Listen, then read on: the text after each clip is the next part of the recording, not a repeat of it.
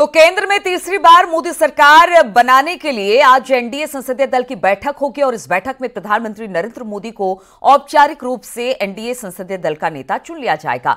सुबह 11 बजे संसद के सेंट्रल हॉल में यह बैठक होगी और इसके बाद आज ही एनडीए के नेता राष्ट्रपति से मिलकर सरकार बनाने का दावा पेश कर देंगे। सूत्रों के मुताबिक प्रधानमंत्री मोदी कल शाम 7:15 बजे तीसरी बार प्रधानमंत्री पद की शपथ ले सकते हैं। हालांकि अभी तारीख निश्चित नहीं है। सूत्रों के हवाले से ये खबर सामने आ रही है 8 या फिर 9। देखना होगा आज क्या तारीखों का ऐलान कर दिया जाता है कि प्रधानमंत्री के तौर पर नरेंद्र मोदी कब शपथ लेंगे। लेकिन आज 11 बजे सेंट्रल हॉल में संसद के एक मीटिंग रखी गई है और हम आपको बता दें कि एनडीए संसदीय दल की यह बैठक होगी। इस बैठक में प्रधानमंत्री नरेंद्र मोदी को औपचारिक रूप से एनडीए संसदीय दल का नेता चुना जाएगा।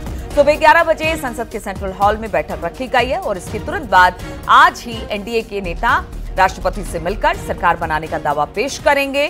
सूत्रों के मुताबिक प्रधानमंत्री मोदी 9 जून 7:15 बजे तीसरी बार प्रधानमंत्री पद की शपथ ले सकते हैं।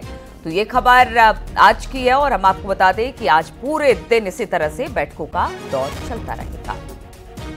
इसी पर बातचीत करने के लिए दिल्ली से पवन गौड़ हमारे साथ जुड़ गए हैं।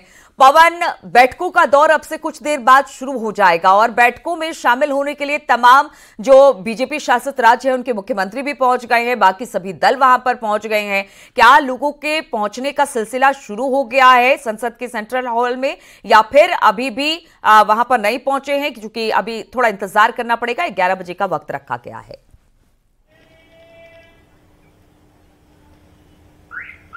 देखिए, अभी 10 बजे का वक्त है सुबह और धीरे धीरे लोगों का जो सांसद या बीजेपी के तमाम नेता हैं वो उनका धीरे धीरे वहां संसद भवन पहुंचना शुरू हो गया है। चूंकि 11 बजे से पहले बीजेपी संसदीय दल की बैठक होगी, उसमें प्रधानमंत्री नरेंद्र मोदी को बीजेपी संसदीय दल का नेता चुना जाएगा और उसके तुरंत बाद में एनडीए संसदीय दल की बैठक होगी और उसमें एनडीए संसदीय दल का नेता जो है वो प्रधानमंत्री नरेंद्र मोदी को चुना जाएगा और उसके बाद में तमाम जो एनडीए घटक दल के जो नेता हैं वो सब राष्ट्रपति भवन जाएंगे और वहां जाकर सरकार बनाने का दावा पेश करेंगे।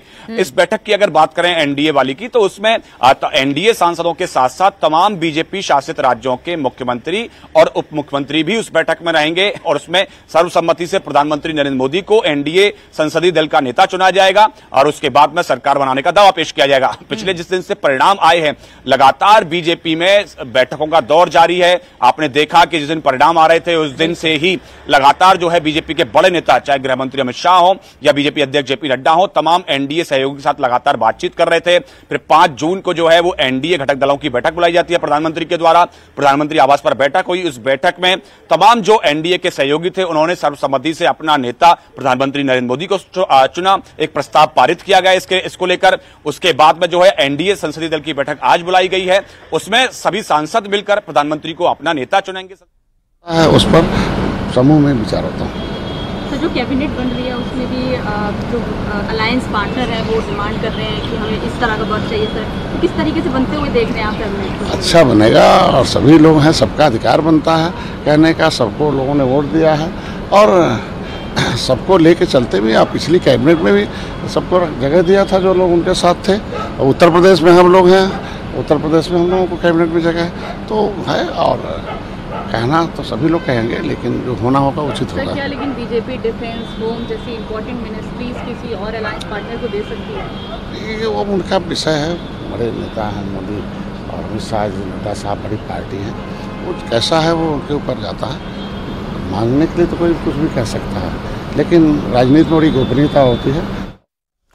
संजय निषाद को हम सुन रहे थे। संजय निषाद ने कहा कि देखिए सर्वसम्मति के साथ ये सरकार बन रही है। प्रधानमंत्री नरेंद्र मोदी अब एक बार फिर से प्रधानमंत्री की शपथ लेंगे, उसी की तैयारी चल रही है। पवन, देखिए जो छोटे छोटे दल हैं, हमने भी देखा और आप भी जिस तरह से बता रहे हैं कि जब से चुनाव जीतकर बीजेपी आई और एनडीए आई तब से बैठकों का दौर लगातार जारी है और इस बार पहली बार ऐसा होगा इन 3 टर्म में, ये तीसरा टर्म होगा प्रधानमंत्री नरेंद्र मोदी का, जब मिलीजुली सरकार होगी और इनके घटक दल भी इसमें शामिल होंगे। हालांकि लंबी चौड़ी लिस्ट के साथ ये लोग आए हैं लेकिन सब पर सहमति बन गई है।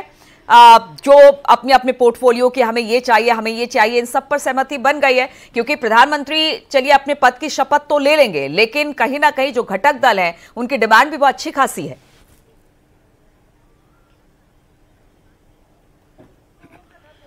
देखिए, जाहिर तौर पर तमाम जो बीजेपी की तरफ से 3 बड़े नेताओं को इसकी जिम्मेदारी दी गई। खुद गृह मंत्री अमित शाह, बीजेपी अध्यक्ष जेपी नड्डा और उनके साथ साथ रक्षा मंत्री राजनाथ सिंह, इन 3 बड़े नेताओं को जिम्मेदारी दी गई कि वो तमाम जो घटक दल हैं एनडीए के, उनके साथ बातचीत करें और इनके साथ जो उनकी डिमांड्स हैं उनके साथ नेगोशिएशंस करें, उनके साथ बातचीत करें। जिस तरह से तमाम सारी खबरें आ रही हैं कि जेडीयू ने कई सारे मंत्रालय मांगे हैं। उसके अलावा अगर टीडीपी की बात करें तो टीडीपी ने अपने लिए स्पीकर की पोस्ट के साथ साथ कई सारी और चीजें मांगी हैं। तो ये सब चीजों को लेकर लगातार जो है वो बीजेपी के बड़े नेता उन घटक दलों के साथ बातचीत कर रहे हैं। उन घटक दलों के साथ बातचीत करके पूरे नेगोशिएशंस के साथ में अब बातचीत चल रही है। कुछ वहां से जो ज्यादा डिमांड है इधर से कहा जा रहा है कि आप उसको, ये जो मंत्रालयों की बात है, कई सारी चीजें जो हैं वो अभी नेगोशिएशंस के दौर में चल रही हैं।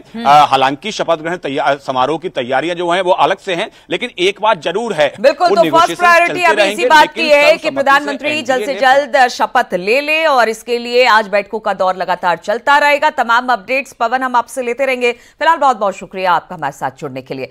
लोकसभा चुनाव के नतीजों पर उत्तर प्रदेश के पूर्व deputy CM doctor Dinesh Sharma का बयान सामने आया है। दिनेश शर्मा ने कहा कि बीजेपी का जनाधार बढ़ा है। बीजेपी को पहले सिर्फ नॉर्थ की पार्टी कहा जाता था, मोदी जी के नेतृत्व में हम साउथ में भी अच्छा जनाधार पाए हैं। बीजेपी सहयोगियों को साथ लेकर चलना जानती है और ये 5 साल बीजेपी के लिए स्वर्णिम काल होंगे। एक ऐतिहासिक घटना है कि माननीय प्रधानमंत्री जी के नेतृत्व में लगातार तीसरी बार एनडीए की सरकार बन रही है और ये उनके कुशल नेतृत्व का ही प्रतिफल है कि आज पूरे भारतवर्ष में उनकी स्वीकार्यता बढ़ी है। मैं इसलिए कह रहा हूँ कि पहले लोग नॉर्थ की पार्टी बोलते थे, अब साउथ में भी एक व्यापक जनाधार भारतीय जनता पार्टी का बढ़ा है। ये अलग विषय है कि 1-2 राज्यों में जो आशातीत सफलता थी उसमें कुछ कमी रह गई है, लेकिन बीजेपी एक कैडर बेस्ड पार्टी है और मिलकर उस सब चीज़ों को बड़ी जल्दी वो रिकवर करती है।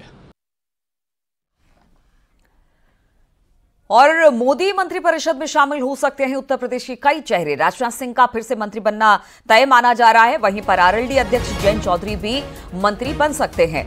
अपना दल एस की अनुप्रिया पटेल को फिर से मंत्री बनने का मौका मिल सकता है। वहीं जितिन प्रसाद की बात की जाए तो जितिन प्रसाद, डॉक्टर दिनेश शर्मा भी मंत्री बन सकते हैं।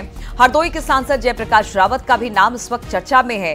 एसपी सिंह बघेल को भी दोबारा मौका मिल सकता है। तो अभी इन नामों पर कयास लगाए जा रहे हैं और कहा जा रहा है कि जो मंत्रिमंडल होगा उसमें इन चेहरों को शामिल किया जा सकता है, जिनके नाम इस वक्त आप टीवी स्क्रीन पर देख रहे हैं।